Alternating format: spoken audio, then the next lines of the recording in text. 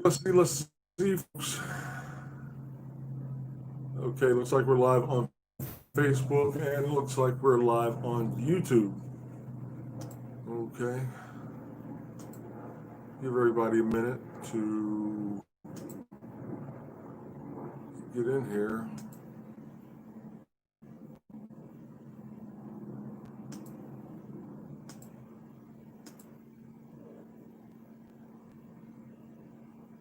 There we go. There we go.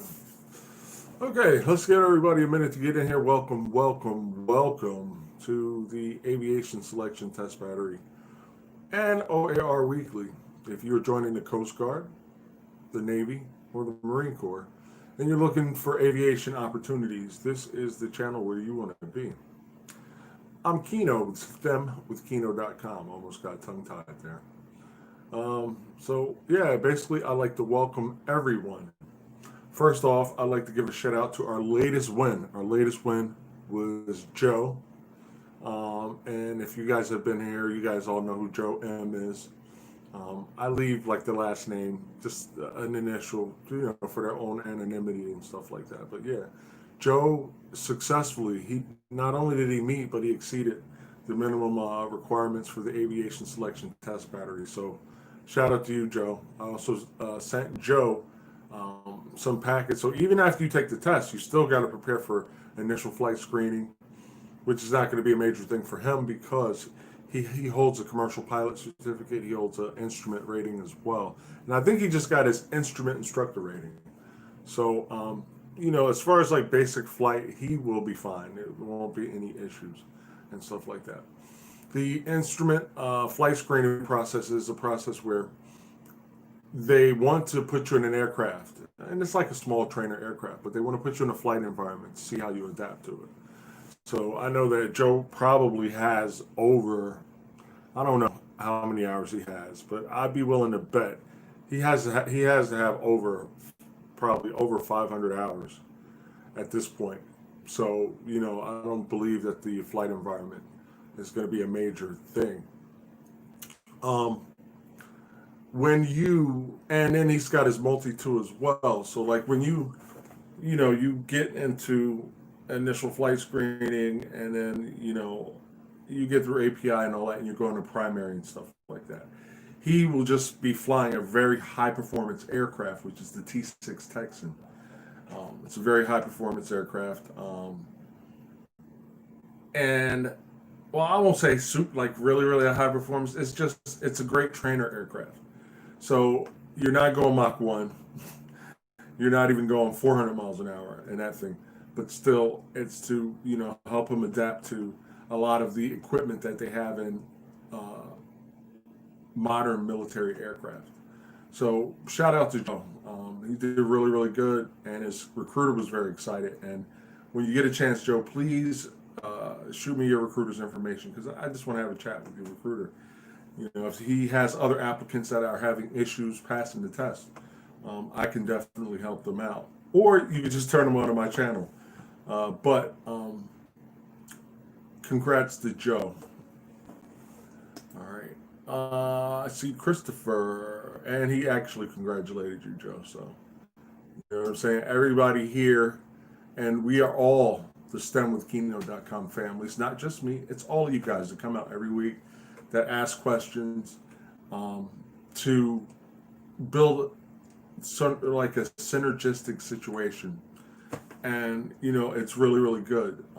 I like what I do here every week for you guys. And it's a small community. It's not like, it's not like, I have like 80 million followers. I mean, there's not 8 million pilots. To do what we do, we are a small percentage of the global community, even the U.S. community. So I don't expect to have 50 million people beating down my door. It would be nice. No, I'm busy enough. But I just say it would be nice. But hey, the more the merrier. But I like what I do here. And I'm going to give a shout out to the website Air Warriors, airwarriors.com, I believe it is. If you are, in this situation where you are preparing for a military aptitude test, Air Warrior, and namely in the aviation community, then Air Warriors is definitely a website that you guys want to be in. No, they didn't pay me or egg me on to endorse them, because a lot of the people in the Air Warriors community, they're like, yo, check out Kino's videos. So it's not really the owners of the website per se, but I will give them a shout out, because that is a great community, another synergistic situation where, information is just ebbing and flowing and stuff like that and everything, because, we got to group up, and, the small community that we are, we got to kind of find, little tips and tricks and things of that nature. Okay. So, again, every week I'm here, Fridays. There's probably going to be, it won't be like every Friday. It might start being every other Friday and stuff like that, because I can't just be like in the dungeon all the time. I got to get out. I got to go fishing, shopping, things I need to do. And especially with things loosening up with the condition, I won't even say the word, the condition that our nation has been in and stuff like that. So, that's pretty much it in a nutshell. If you need questions answered, the best way to get me is via Skype. KIENO.THOMAS on Skype. You can send me a contact request, and I respond to them pretty promptly or very quickly.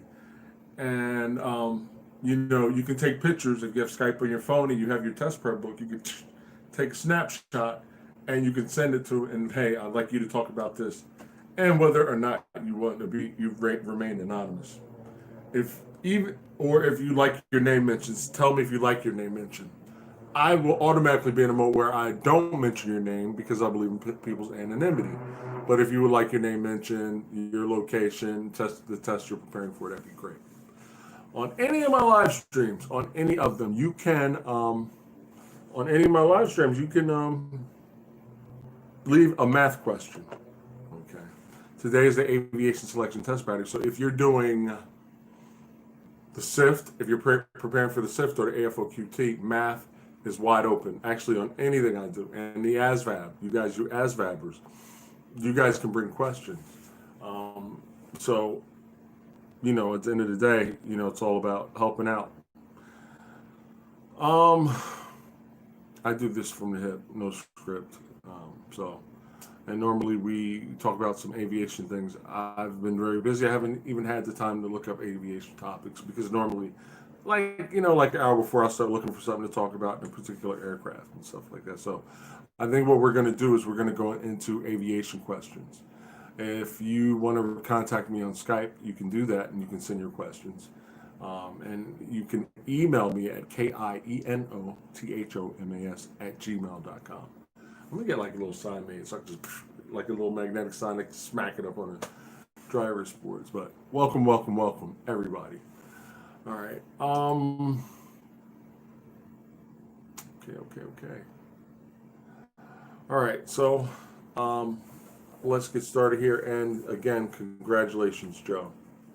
I love it when my guys pass. I love getting my guys through, and I know how they feel when they get done, and when they get selected and they go off to flight training and stuff like that. It's like it's an awesome feeling, man.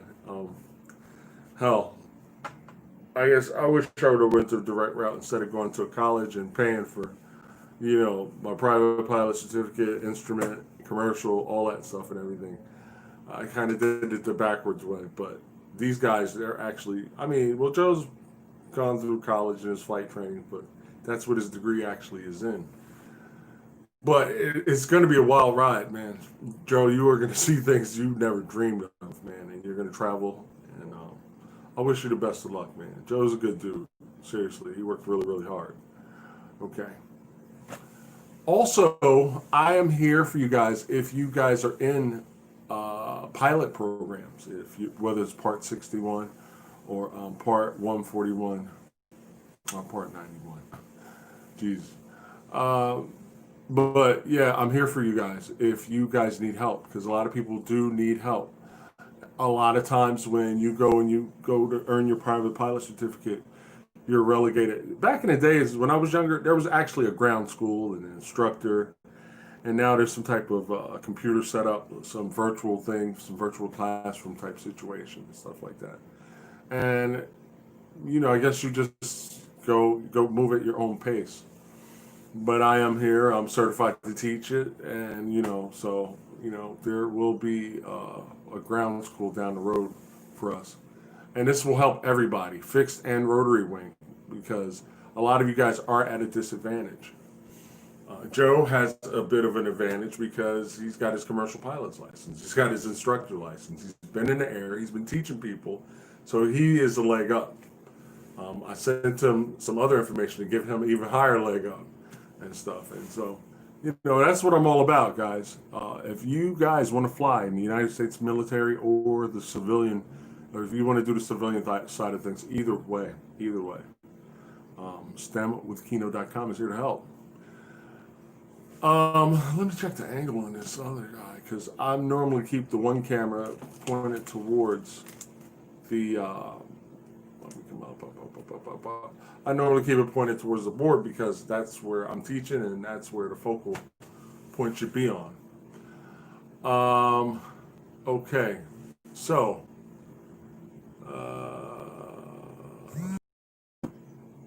wow, Bell 407 and Heat Carmen, new Rolls-Royce power plant, total time on airframe is 23 hours. Belong to the president. Oh wow. Yeah, Christopher, man, take a picture of that, man. He committed a purchase on a 1997 custom painted interior 7-passenger Bell 407. Whoa! Jeez, I want to hang out with you, man. You got some money. I don't care, wherever you're at in the country, man. Let me see, we're going to have lunch after me. Senior flight instructor, a long time for this guy to teach me. Okay, effective SAS, effective translational lift, hovering, everything. Wow. And you got a powerhouse for a flight instructor, man. Hey, when you get in that thing, man, you definitely make me, we will videotape that thing and everything, man. So yeah, people in the STEMwithKino.com community are doing big things, man. I can't afford a helicopter. Wow, that would be nice, but no. Yeah, so all right. Yeah, if you guys don't have Skype and you want to take a picture and shoot it to my email, you may do so at kienothomas@gmail.com. All right. All right. Okay, so we are going to jump in here. I'm scanning questions. I tried to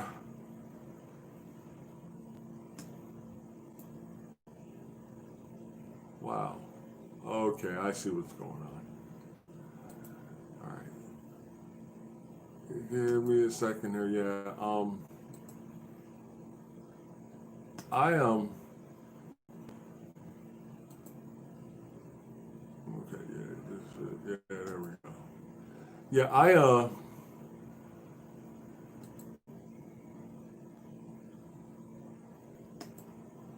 good.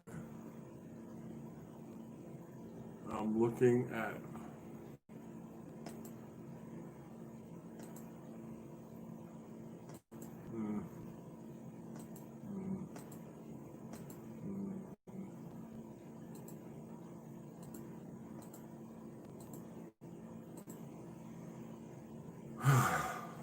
I'm going through these questions and I'm trying to answer things that have not been answered.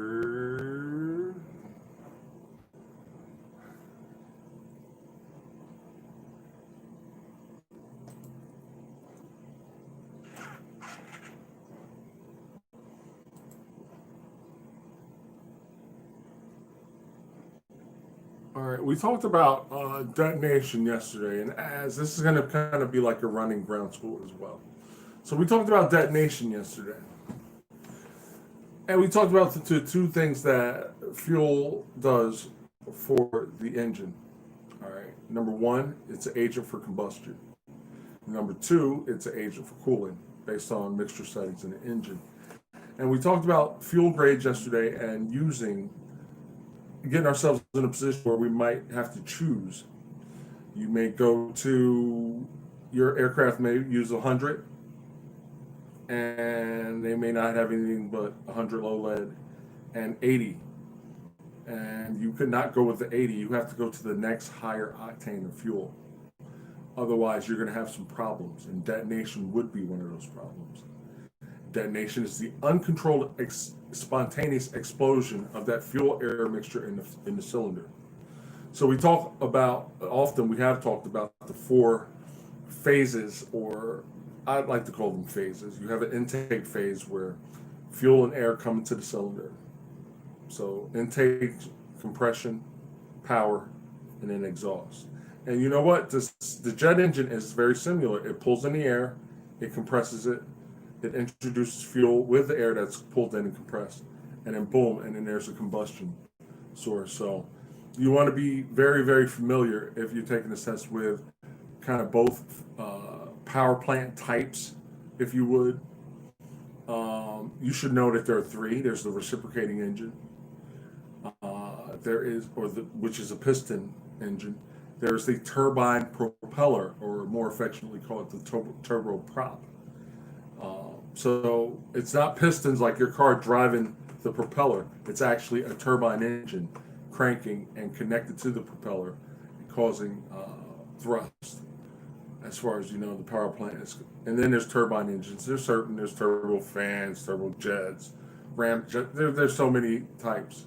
But the major categories are the reciprocating engine, the turbine, the turbine propeller, and then the pure jet engine, the pure turbine. All right. Pre-ignition. Okay, so pre-ignition is another thing you should be familiar with. It is the premature burning of the fuel-air mixture. It causes an incandescent area, such as carbon or lead deposit, heated to a red glow, which serves as an igniter in advance of the normal ignition. So again, there's 4 phases. There's intake, compression, power, boom. That's when the spark plugs light off in the reciprocating engine, and then exhaust. So we don't want that fuel-air mixture being exploded. You guys can look on the website on Facebook, and you can see how the engine crank is turning and how the piston goes up, compresses, and then comes back down. There is a perfect timing when you want this fuel-air mixture to, boom, combust. And if it combusts too early, then that is an issue. All right. If this is a problem, all right, we do get pre-ignition. All right. Fuel can be contaminated by water, dirt, all kinds of things.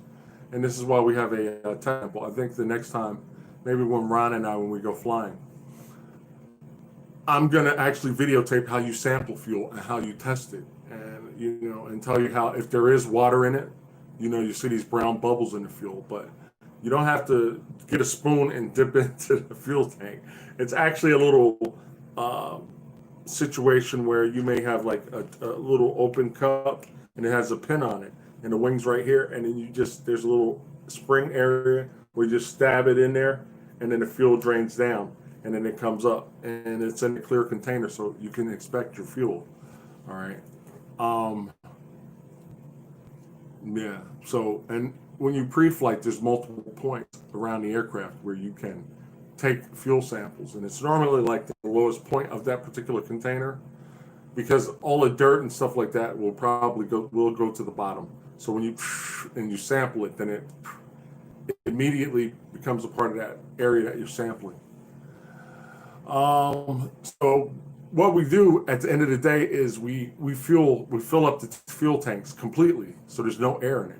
Wherever you have air, you can get moisture. This is why when we pull information from the Automatic Terminal Information Service, ATIS, we get a temperature dew point spread. That kind of gives us an idea of how much moisture is in the air, along with a really proper standard weather briefing. So we fill the tanks normally all the way to the top, so that moisture in the air can't condense, overnight when it gets cool. All right. Thoroughly drain all aircraft sumps. drains and strainers before the flight to get rid of all the water that might have collected. Again, if there's air, then there's moisture in that air, and there's a moisture content. Dirt can get into the fuel if refueling equipment is poorly maintained, or if the refueling operation is sloppy. Use care when refueling an aircraft. All right. So, the takeaway from that is, and I've never really seen a crazy looking, the fuel trucks are normally maintained pretty well because they fall under Department of Transportation rules. And so, they maintain that stuff. Then you got OSHA, you got all kinds of, government people just going around and making sure everything is safe and stuff like that. So, they would check the equipment and all that and everything, and moving right along. So pre-ignition detonation, I would definitely do my own research and do my due diligence checking that stuff out. And if you need a tutor, you know how to get me. Engine temperatures. Engine lubricating oil not only prevents the direct metal-to-metal contact of moving parts, it also absorbs and dissipates some of the engine heat produced by the internal combustion. If the oil level should fall too low, an abnormally high engine oil temperature indication may result. On the ground or in the air, excessively high engine temperatures can cause excessive oil consumption, loss of power, and possible permanent internal engine damage. Aircraft engines are very expensive, and we don't want to be wrecking them. So please, guys, make sure that you check your oil, just like your car. We check it every time. Most people in their car know, we'll check it like once a week or something like that, if I don't see any indications. But every pre-flight, you should be checking your oil and making sure that there is, ample oil and stuff. Also, your instructors will show you how to properly get a really good, accurate oil indication. Because you don't pull it out and just, okay, that's the oil. No, it doesn't work like that. The engine could have been running, it could have been sputtering up the dipstick, and then it's slowly falling down. And that is not a true oil indication. So normally when you pull out your dipstick and you'll come out there with some paper towels or something like that and everything, you pull it out and then you will, you'll wipe it off. And then you'll redip it, and then you'll pull it up, and then you'll see what lines it falls in. And there's normally tick marks, or what we could call calibration marks. So you can see with your 4, 6, 7, 8, 9, 10 quarts, or whatever, however many quarts your aircraft holds. All right. So if engine oil temperature and cylinder head temperature gauges have exceeded their normal range, or if the pilot suspects that the engine with a fixed pitch propeller is detonating during climb out, the pilot may have been operating with either too much power or too lean a mixture setting, or using too low grade of fuel, or operating the engine with not enough oil in it. And if that was to happen, if you do overheat or whatever, and you're in a climb out like really, really balls to the wall in that climb, like you're going for a best rated climb or whatever, and you start to overheat, you're going to have to lower your nose. You're going to have to reduce your rate of climb. You're going to have to get that airspeed, get that airflow. You got to get that airflow, because air flowing in and circulating around the engine will also dissipate heat. So since you don't have enough oil doing it, then you're going to have to add air, and you're going to have to land as soon as practical. Or if you're pretty close to an airport, you can just retard the throttle to idle position. It will help out with overheating, because you got to understand you're probably 80 to 90 miles an hour, somewhere around there. So that air is just blowing through the engine and stuff like that. So, but the way to avoid this is just check your oil and make sure you have ample oil and stuff like that. So, because engines are very expensive, and even if you're renting, you still want to take care of the aircraft, even if it's not your airplane. You still want to just, be nice. More people have to use it. It's not just you training. It's not just your aircraft. All right, so I'm dropping a question on the Facebook page, and I will read it out to my my YouTubers, they can't see the images. Here we go. Where are you at? All right, here we go. You know what? No, this is where I need to be. Very warm today, guys. I love it though. Great fishing weather. I like fishing. Guilty as charged. Right. Okay, so that is posted. And the question reads as follows. Excessively high engine oil temperatures will A. Cause damage to heat conducting hoses and warping of the cylinder cooling fins. B. Cause loss of power, excessive oil consumption, and possible permanent internal engine damage. Or C. Not appreciably affect an aircraft engine. A, B, or C, guys, and you can roll it back or rewind it. All right, so, these are questions you could possibly see. And very good, Pudgy 9309er. I should have said 90309er, but next time. Okay, so you may get questions about propeller types.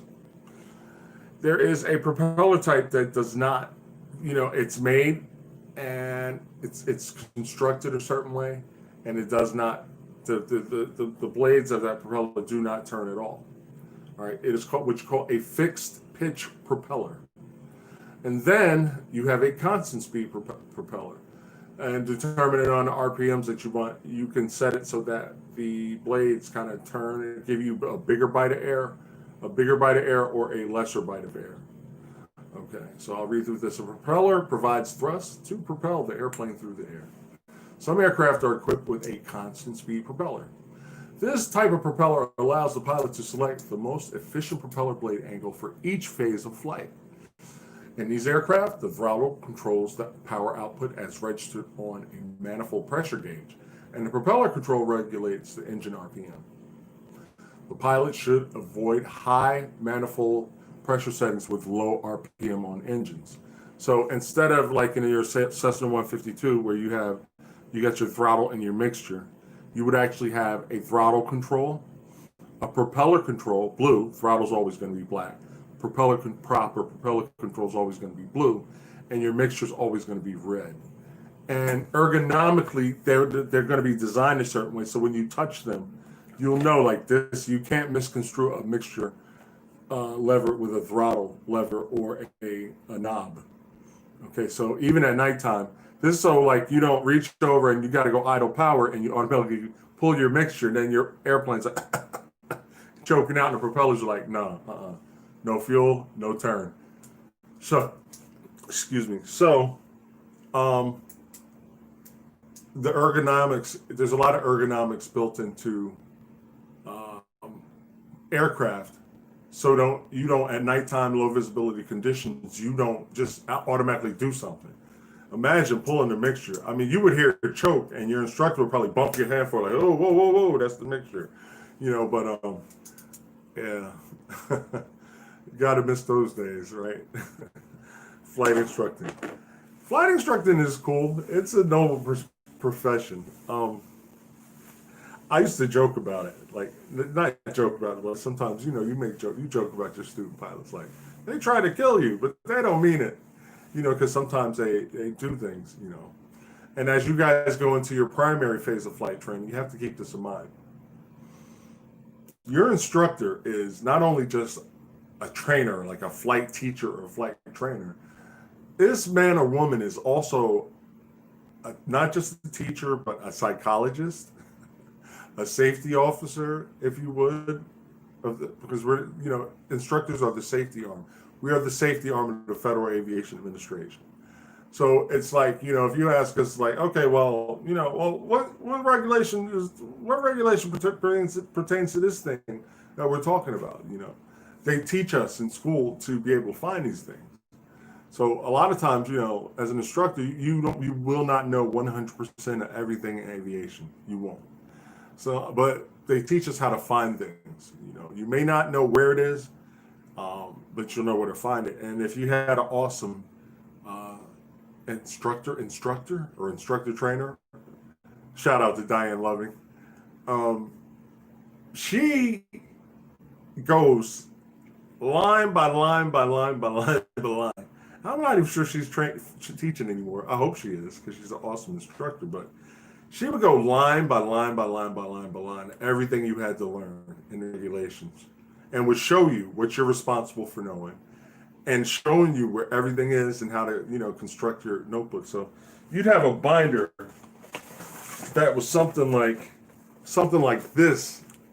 You can see the width of that thing, right? Well, this is not a binder for my flight instructing thing, but I'd have a binder like this, and it would be all my ground lessons, all my flight lessons. And first, it's your basic stuff for private pilot and commercial, and then it's your instrument stuff, and then it's your multi stuff and everything.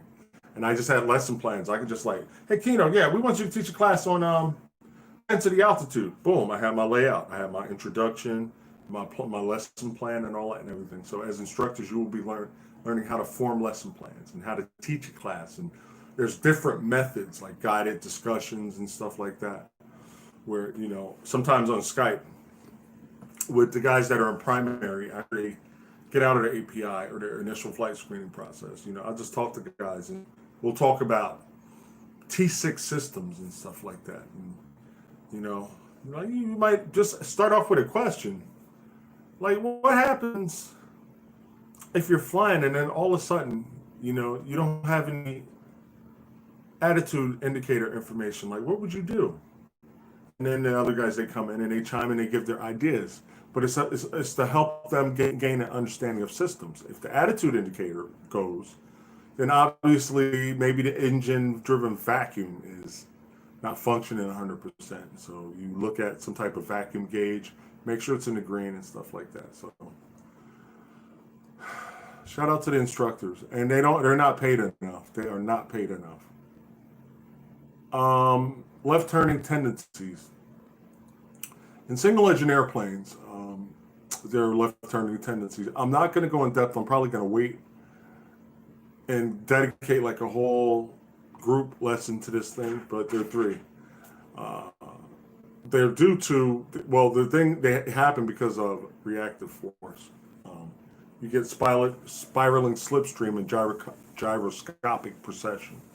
All right, so I will definitely down the road do a long, in-depth talk about the left turning tendencies and torque and things of that nature.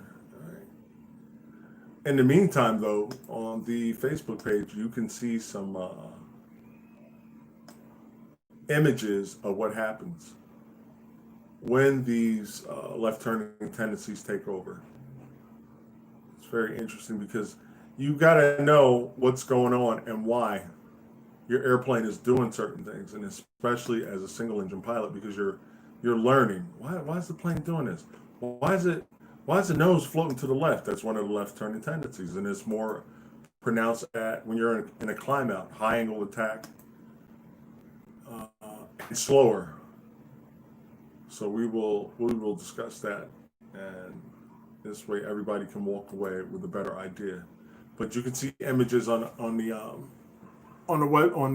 Facebook page of why these left turning tendencies occur. All right, checking for. Okay. Oh, okay. We got a question. Oh, that stops it.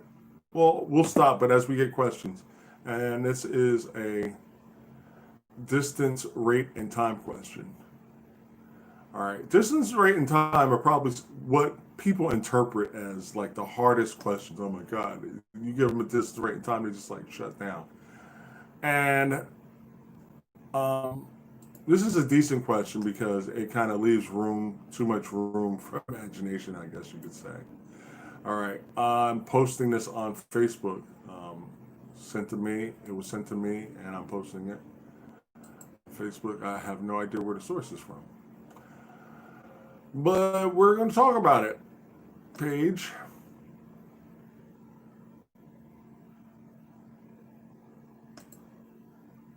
Give us a moment, folks.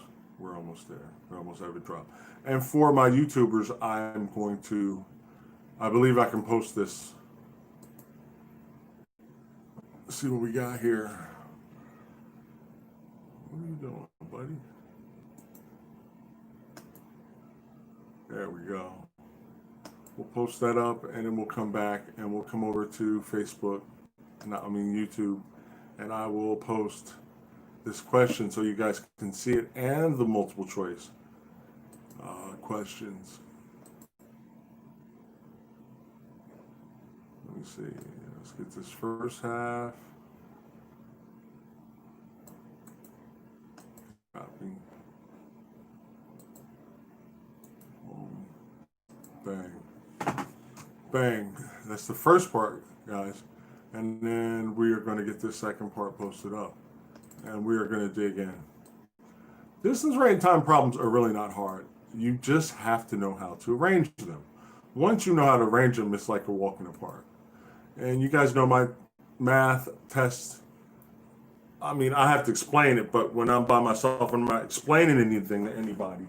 One minute is my target time for completing math problems. I like to get them done in 1 minute. So this way I have a lot of time. So, as it reads as follows: a cargo plane flew to the maintenance facility and back.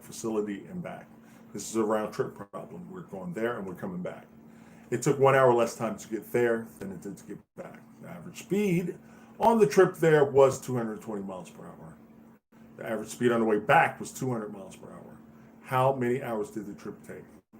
Okay, so it is a round trip. So the formula is rate times time going there is equal to rate times time going back. This is for round trip problems, okay? And I know my people have seen this question before because I know they hit some of the same sources and stuff like that. So they know to immediately go in this formula and they plug in the rate and time and rate and time. Trip there, trip back. Okay, so what does it say about rate? It was 220 miles there was the speed, and then 200 miles on the way back. 220, Kino, and 200 equals. It took 1 hour less time to get there than it did take to get back. And you gotta look at this because they gave you no times. So the time is unknown. 1 hour less time to get there than they get to get back. I'd rather put time adjustments on the first vehicle. It just makes life simpler. So then we distribute. We have 220 X-ray minus 220 equals 200 X-ray.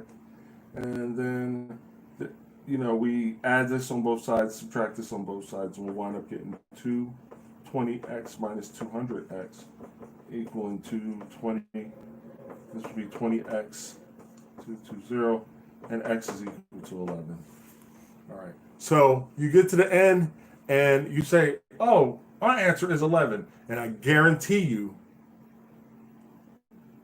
in the multiple choice questions, there will be an 11. And if you select that, you'll be wrong. So after you solve a problem, you got to ask yourself, did I answer the question? If we stop at 11, did we answer the question? And some of you might say, yes, but no, we did not. They said, how long does the trip there take? X represents the trip back, which is 11, and there is X minus 1. So the trip there is 10 hours, but I bet you they will have 11 in the multiple choice questions, and that's what I call a sucker punch. Don't fall for the sucker punches because they're out there and they will get you.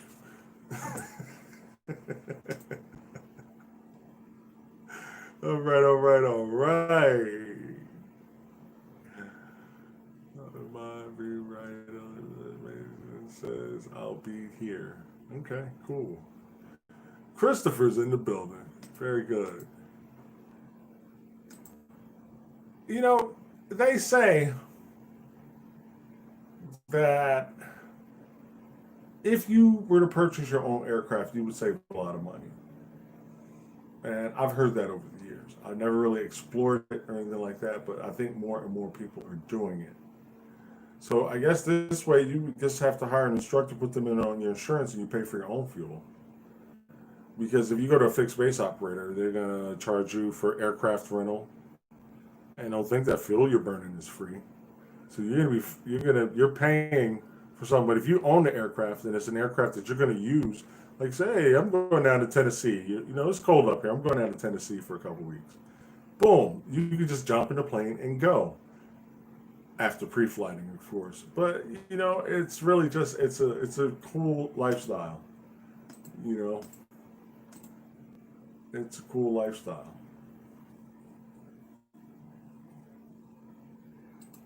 All right, all right, all right. Okay, checking the emails.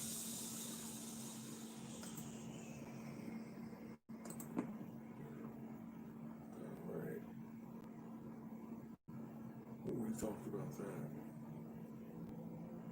Okay, pre-flight inspection procedures.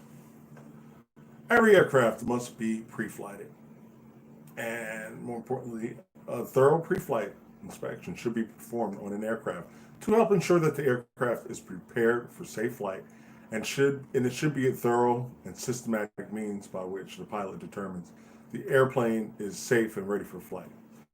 Prior to every flight, the pilot should at least do a walk around. Now, here's my thing. Let's say you're going to be flying a particular aircraft all day long, like this guy. You're going to be flying all day long. You're on duty with this particular aircraft. You're going to do a really thorough, slow pre-flight the first time. And then throughout the day, as you get through your different legs, you're just going to walk around and, all right, no leaks and everything looks good. The antennas, the engines are there. You know, that's real important, the engines being there. And the landing gear. And you just do quick walk-arounds. They're not as long as an actual pre-flight. An actual pre-flight is a pilot's manual in your hand with the checklist procedures of everything you should be. Or, you know, with larger cards, sometimes I get like a roller card, you know, from the fuel guys. Hey, you got one to roll? You roll that card around and just check your items and stuff. And the book had like a nice little table could be open on, and your co-pilot could be reading off the checklist items. You do a walk-around inspection. Some pilots will just have the captain do it or the co-pilot do it. But I think it'd be great if both pilots were there and they're looking, because one pilot might see something that the other guy might not see. Or, you know, when you guys get into your commands and stuff like that, your navigator will be helping you pre-flight. So you guys are looking together. Your navigator or RIO or radar intercept officer or bombardier navigator, they should be walking around too, because they have to be in that aircraft too. And they better be able to spot, like, oh, that's stabulator or stabilizer. Some people say stabulator, some say stabilizer. I don't really care. I like stabulator though, personally. But you know, your BN RIO might be like, yo, that aileron doesn't look right, or this doesn't look right. You have to be in that aircraft. All aircrew members should be able to at least identify if there's something with the aircraft, so they can bring it to the first officer, captain, plane captain's attention. You know, somebody that has authority with that airplane. I think everybody should know. You know, if I'm, you know, I'm always, you know, before I look at a plane, I'll be like, oh, wow, that looks weird. So sometimes I'll maybe just ask the captain as I walk out. I'll tell him, hey, I'm a pilot. Is that normal? No, not normal. No pilot in the world is going to be like, a passenger goes, hey, I'm a pilot. Is that normal? You know, the way that flap or spoilers popped up like that, or whatever they might see. You know, they would go look. I would look in my mind. What the hell is he talking about? I would go look, and you know, just give it a little second, a little look over, and be like, oh yeah, that's okay, because you know, maybe the mechanic was looking at something and just, you know, just inspecting something. Sometimes, you know, they may fix something and they're checking it X amount of hours, and so every now and then the mechanic might, hey sir, you know, look, we did some work on, you know, your aileron and the counterbalance weights, and we just need to look at them and make sure that they're holding secure. So as I'm walking around that airplane, I'm looking at that aileron and the counterbalance weights, and I'll feel them and try to move them around a little bit to make sure that, you know, whatever that mechanic worked on is secure. All right.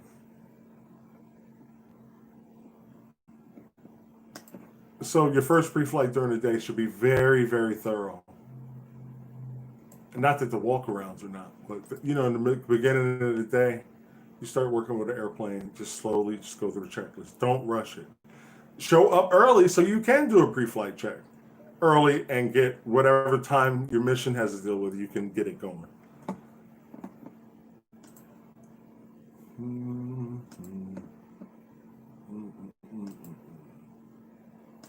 Yeah, my computer seems to be dragging. It's time for me to build a new one.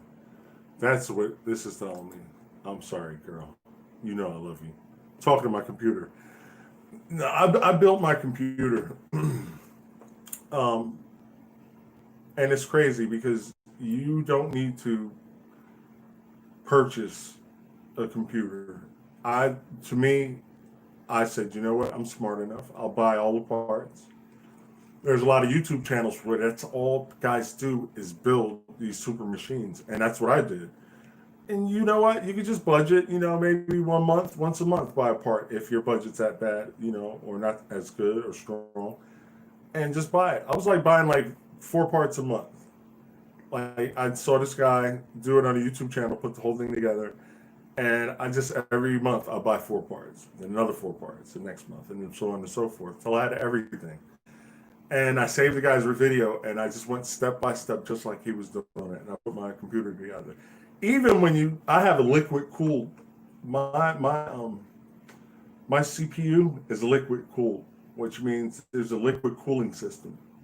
And my buddy was telling me about that. He's like, "Yeah, man, liquid cooled is the best. Like, that's like state of the art." And I was like, "Yo, this liquid cooled," because I also used to having like the fan thing going on. And I mean, there is a fan in the system too to move the air around so it's not stagnant and just warm air. But yeah, I had fun, and even installing the windows and everything like that. I didn't. The only thing was my motherboard. I don't know why it came from China, and this was years ago before all this mess that's going on. But it came from China, and the only thing that I was weird was a little weird was it took like a month and a half. I guess I had to clear customs, and they got to go through there and make sure these guys ain't sending nothing else.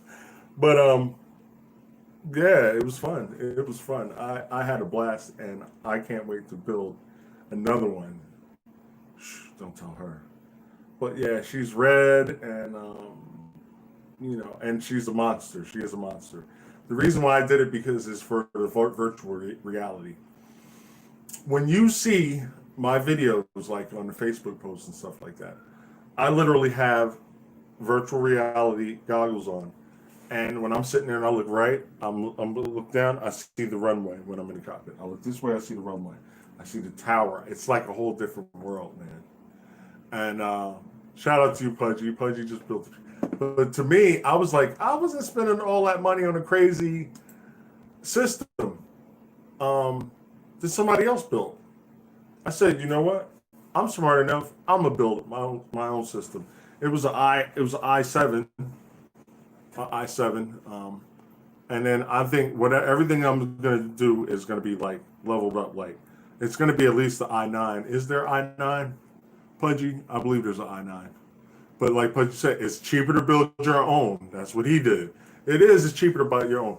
And the stuff that I put in my computer. If I would have went somewhere and bought it like from Best Buy, I would have paid through the nose, bro. I'd have paid through the nose. So I got this high performance monster machine for virtual reality that I built. It doesn't hang up at all because everything is like, oh, frame rate, frame rate, frame rate. You know what I'm saying? And my thing is when I'm flying and I'm looking around and I'm doing stalls and doing all kind of maneuvers and stuff like that, and I'm looking out the cockpit and I'm just like, boom.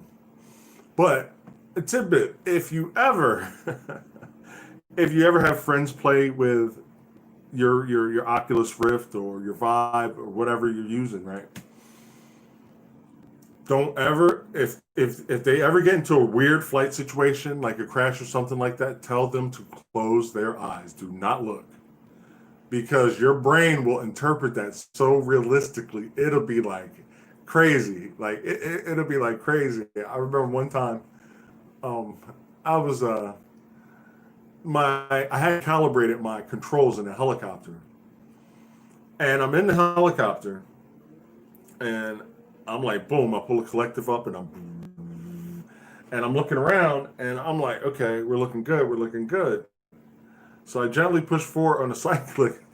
The helicopter went left, and I was like, whoa, like my brain was like, dude, we're drifting left. And I'm pushing forward on the cyclic. Why the hell are we drifting left? So I'm trying to correct center, seeing if things are stabilized and everything. And the helicopter actually did a dip like this and then sunk. And dude, man, my stomach muscles like kind of clenched up. Like it was so realistic, man. I just, and they call that immersion. They call that immersion. Your senses are actually immersed into the simulator. And I'm gonna do that. Try playing a horror game, but yeah, I think they're gonna get lighter and they're gonna get better. And my thing is like when I'm gonna start doing some radio communications procedures because I had some guys that are in pilot training, and they are having issues with the communications. And I'll say this: instructors that just throw your students into the fire, shame on you. You shouldn't do that. You should never ever let your student get overstressed to the point where they feel like they don't want to be pilots anymore. Your job is to turn students on to aviation and not turn them off. So to just drop them in a situation, and all pilots, all seasoned pilots remember when they were going through their radio communications phase, it's like you think everybody's listening to you, but newsflash from a flight instructor, no, they're not. They might chuckle a little bit, but you're more worried about it than they are. Every air traffic controller, every pilot has been a student air traffic controller or student pilot, or maybe had their first time talking on the radio. All right. Everybody trips up a little bit sometimes, and there's a lot to learn when you're learning to fly an aircraft and you're trying to listen to what's going on. Your situational awareness, you go into what's called a sensory overload. You know what I'm saying? And that sensory overload, when you see your student, you look at, and that's what I said, as a flight instructor, you have to be a psychiatrist too as well. You got to see when they're overstressed. If we're in class Bravo, I'm going to tell my student, look, I have the communications. You just fly the plane and follow the headings and altitudes that I give you, because we're in class B, and it's kind of a big deal. We need to be at our altitude, altimeter settings on point, and stuff like that, and just handle all the communications and just explain to them, because they're already good at flying a plane. And when you check in, let's say, okay, New York, New York approach, November 1, 2, 3, 4, 5. November 1, 2, 3, 4, 5, New York approach. Go ahead. Yeah. November 1, 2, 3, 4, 5 is New York approach. November 1, 2, 3, 1, 2, 3, 4, 5. We're about 10 miles to the southwest at 2000 direct where we're going. So you're telling them who you are, where you're going, and that's the format: who you are, where you are, and where you're going on the initial check-in. After that, it's just like they're giving you traffic updates and stuff. So it's really not that hard. So the instructors have to explain to the students. I know this sounds like a little gibberish, but unless they say November 1, 2, 3, 4, 5, nobody's talking to you, number one. These controllers, man, I take my hats off to them, because they were like, November, blah, blah, blah, blah, blah, send maintain 2000, and use caution, Boeing 737 on departure, runway 24, and then they come back, they answer. Delta 145, you're clear to blah, blah, blah. Matter of fact, why don't you frequency change approved? You know what I mean? And they're going on and on and on and on and on. When they say November 1, 2, 3, 4, 5, you have traffic 1 o'clock, 737, 2000, advised in sight. Just say November 1, 2, 3, 4, 5. All right. They're just asking you to look for traffic. So if you kind of get overwhelmed, Roger, November 1, 2, 3, 4, 5. And if you can't see the traffic, don't bust your hump looking for traffic. Just say, New York approach, November 1, 2, 3, 4, 5, negative contact on that traffic. Means I don't see it. I'm not going to go nuts. I can't find it. I can't see it. So he's going to keep, that controller's going to watch you too. And then he might even be like, Delta, blah, blah, blah, blah, blah. The Cessna does not see you. Climb maintain 3000. He don't want you guys coming into contact with each other because every near miss is on the news. Who's on duty? Oh, Johnson was on duty. No, man, why don't you keep them planes further apart from each other? Nobody wants that. So I am going to be doing some virtual reality videos and stuff like that to help you guys with the communication and really explain how it is at an uncontrolled field versus a controlled field. But yeah, I had a gentleman tell me how his instructor did that to him, and I was just like, that sucks. And the dude, he was like, I just did not want to even do I didn't want to I didn't want to get my private pilot license anymore. That instructor, man, I'm just going to be nice. Instructor, but that's not right. So, yeah, I kind of went off target a little bit, as I normally do. I go where the universe takes me when it comes to talking about this. So we talked about computers and fuel and combustion systems and all kinds of good stuff, all aviation related stuff. And then we kind of got into the computer thing and stuff like that. We talked about, fuel testing and everything, which next time I go flying, I am going to actually do a video and show you guys how you test fuel in a high wing and a low wing aircraft. So that will conclude. And again, to my man Joe, I'm going to be shouting you out, man. I'm so proud of Joe, man. Joe jumped in there, studied what he had to study, and got the mission done. So yeah, Pudgy, thanks for your interaction. Oh, I know that, Pudgy. I know who you are. Drew, it's good to see you too. Christopher, it's good to see you. All you guys. Study, be safe. Tell your recruiters about me. There's a guy on YouTube just waiting to answer ASVAB, ASTB, AFOQT, and SIF questions. All you got to do is bring them. Guys, listen, have a great day. I'm Kino with STEM with Kino.com, and we'll see you next week for the Aviation Selection Test Battery and the Officer Aptitude Rating for the Coast Guard, Navy, and United States Marine Corps. Take care, guys. YouTube, see you. And hey, hit that like button. YouTube down.